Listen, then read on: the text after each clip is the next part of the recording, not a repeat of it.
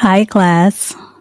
Today I'm going to read Black Beauty by Anna Sewell, Chapter 7, Plain Speaking. The longer I lived at Birtwick, the more proud and happy I felt at having such a place. Our master and mistress were respected and beloved by all who knew them. They were good and kind to everybody and everything, not only men and women, but horses and donkeys, dogs and cats, cattle and birds. There was no oppressed or ill-used creature that had not a friend in them, and their servants took the same tone. If any of the village children were known to treat any creature cruelly, they soon heard about it from the hall. The squire and the farmer Gray had worked together, as they said, for more than 20 years to get bearing reins on the cart horses done away with, and in our parts we seldom saw them, but sometimes if mistress met a heavily laden horse with his head strained up, she would stop the carriage and get out and reason with the driver in her sweet, serious voice, and try to show him how foolish and cruel it was.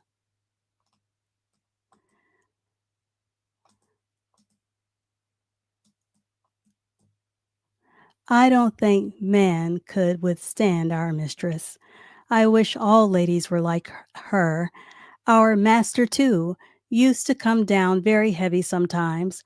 I remember he was riding me towards home one morning when we saw a powerful man driving towards us in a light pony chaise, with a beautiful little bay pony with slender legs and a high-bred sensitive head and face. Just as he came to the park gates, the little thing turned towards him, turned towards them.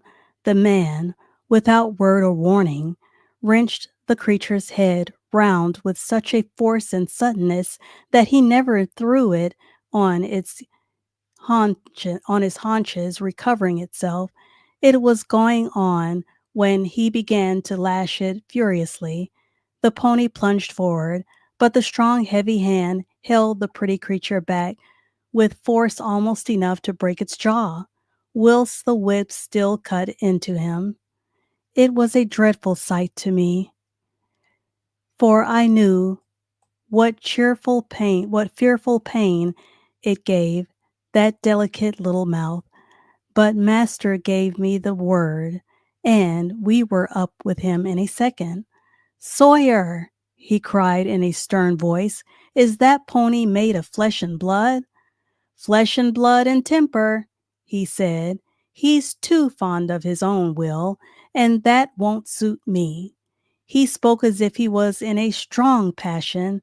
He was a builder who had often been into the park on business. And I do. And do you think," said master sternly, "that treatment like this will make him fond of your will? He had no business to make that turn. His road was straight on," said the man roughly. "You have often driven that pony up to my place," said master. "It only shows the creature's memory and intelligence. How did he know that you were not going there again?" But that was little to do with it. That has little to do with it, I must say, Mr. Sawyer. That more unmanly, brutal treatment of a little pony, it was never my painful lot to witness, and by giving way to such passions, you injure your own character as much, nay more, than you injure your horse. And remember, we shall all have to be judged according to our works, whether they be towards man or towards beast. Master rode me home slowly, and I could tell his voice how the thing had grieved him. He was just as free to speak to gentlemen of his own rank as to those below him. For another day, when we were out, we met a Captain Langley, a friend of our master's. He was driving a splendid pair of grays in a kind of brake. After a little conversation, the captain said, "What do you think of my new team, Mr. Douglas? You know you are the judge of horses in these parts, and I should like your opinion." The master backed me a little, so as to get a good view of them. "They are an uncommonly handsome pair," he said, "and if they are as good as they look, I am sure you need not wish for anything better. But I see you got hold of that pet scheme of yours for worrying your horses and lessening their power." "What do you mean?" said the other. "The bearing reins?" "Oh, ah! I know that's a hobby of yours. Well, the fact is, I like to see my horses hold their heads up."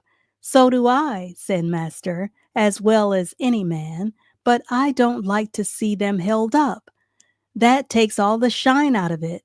Now, you are a military man, Langley, and no doubt like to see your regiment look well on parade, heads up, and all that, but you would not take much credit for your drill if all your men had their heads tied to a backboard. It might not be much harm on parade, except to worry and fatigue them. But how would it be in a bayonet charge against the enemy, when they want the free use of every muscle and all their strength thrown forward? I would not give much for their chance of victory, and it is just the same with horses. You fret and worry their tempers and decrease their power. You will not let them throw their weight against their work, and so they have to do too much with their joints and muscles, and of course it wears them up faster. You may depend upon it, horses were intended to have their heads free as men's are, and if we could act a little more according to common sense, and a good deal less according to fashion, we should find many things work easier. Besides, you know as well as I that if a horse makes a false step,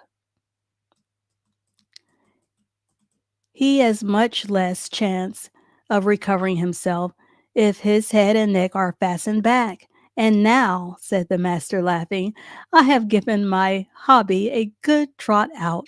Can't you make up your mind to mount him too, Captain?" "Your example would go a long way. I believe you are right in theory," said the other, "and that's rather a hard hit about the soldiers, but, well, I'll think about it." And so they parted. And that is the end of chapter 11. If you haven't already, subscribe to my channel, Adult Literacy and English Language, and give this video a thumbs up. It really helps the channel out to get the video out to more who are learning to read. And that is the end of chapter 11. Oops, I went up a little bit too far because I got to get my thumbnail. And let me know if you are enjoying this story, Black Beauty. I only have a few more chapters to go, and then I will be done with this book. If you have any new words that you've learned, if you would type those below, and I will correct any spelling if needed. You can also write sentences below using any new words that you learned in the story. If you have any stories that you would like to suggest for me to read, please indicate that story below also in the comment section. I will see you all in the next one, Lord willing. Thanks for watching. Bye.